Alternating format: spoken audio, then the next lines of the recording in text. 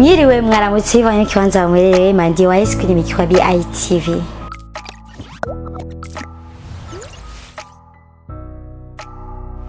Nawe urashoboye. Niwavutse kugira ngo uherekeze abandi. Oya, niwavutse kugira umurorerezi no. Wavutse kugira nawe ube umukinyi mu kibanza cyawe.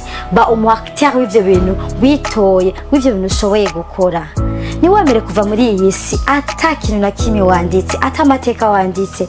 Niwemere hari ikintu ushoboye, uragishoboye genda bizi, uragishoboye waritoye. Gusa ikibazo abantu benshi bakunda guhura nacyo ndakikubwire. Abagenzi kujya nyine abagenzi bashaka kugufasha kwimenya uko niko n'abagenzi bashaka gutuma bivamo. Niwemere kugendana n'abagenzi ataco bariko barakongerereza muri ico kintu maze kwitoramo. Niwemere kugendana n'abagenzi bari negative, abagenzi bakumwa kwega ati ntatushoboye ntibikunda ahantu no. Oya, umaze kuronka ukwemera ni waronka n'umuntu umwe yemera yakubwiye ko ashoboye ico kintu, uyo nyene n'ukiye kugendana nawe, n'ukiye kuba nani pilier yawe, n'ukiye kwifadikiza, uyo azogwa kuhasha guteruja imbere. Rero niwemere na gato kugendana n'abantu batari positive muri vie yawe. Ikindi kintu ukiye kumenya kandi kizogufasha namaze kuba ko amaze kwitora. Iyi video ndiko ndagira wa muntu amaze kwitora, amaze kumva ko ashaka gukora, agomba guhaguruka. Ndiko ndakugeta abantu benshi bafise ubwoba. Nutinye guhaguruka, witoye bazi, nutinye haguruka, fiske icyo wumvise ko ushaka gukora. Tango nutinye ntango yawe naho yo bari ntoya. Nutinye, tangura uko nyene, umwe azozana babiri, babiri bazozana batatu, bandanya, ntugire ikibazo. Ikintu gusa ngo mabihereze ko ndakubwira uti ikintu kikomeye cyane, unyumvirize cyane.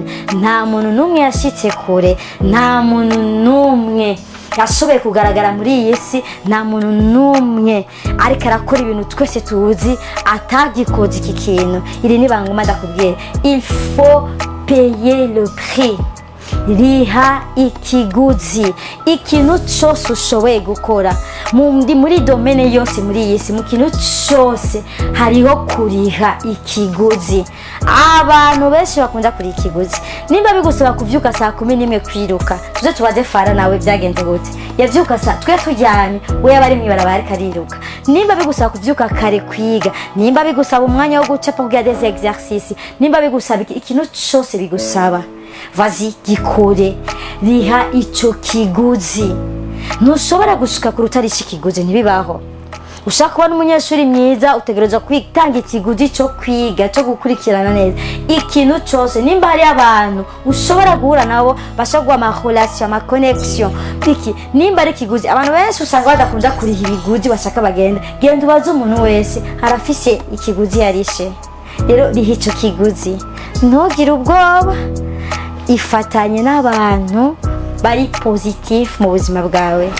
Courage, lève-toi, bandanye ivyurimo naho mu kiganiro gikurikira.